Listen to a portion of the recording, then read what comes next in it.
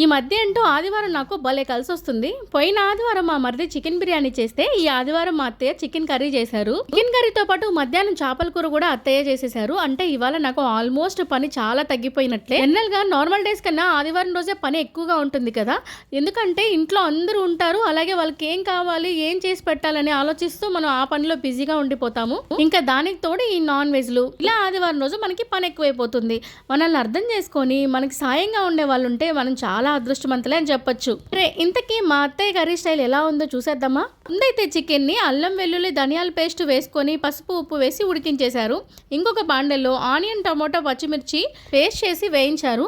మసాలా దినుసులు must అండో మర్చిపోతారేమో. Parallel గా ఒక పక్క చికెన్ ఉడుకుతుంటే ఇంకో పక్క మసాలా వేయించేశారు. అంటే చాలా త్వరగానే మాకు రెసిపీ రెడీ అయిపోయింది. ఆనియన్ టమోటా పేస్ట్ వేగిన తర్వాత టేస్ట్ కి సరిపడినంత కారం వేసుకొని ఉడికించిన చికెన్ కూడా ఇందులో వేసేసుకొని కోస్త పుదీనా వేసుకొని కాస్త తెరలిచ్చామంటే కూర రెడీ అయిపోయినట్లే. దించేటప్పుడు కొద్దిగా గరం మసాలా వేశారంటే గుమగుమలాడాల్సిందే కర్రీ. వంటని కొత్తగా నేర్చుకునే వాళ్ళైతే ఏంటి ఇంతేనా, ఇంత ఈజీయా అనుకుంటారు. చాలా ఈజీగా చేసి చూపించేశారు మా అత్తయ్య. ఆ కూర పొయ్యి మీద తెరులుతుండగానే వేడి వేడిగా హాట్ బాక్స్ అండ్ దోశలు పోసేసాను. నాకైతే నోరూరిపోతుంది. మీరైతే ఖచ్చితంగా లైక్ చేసి ఫాలో అయిపోండి.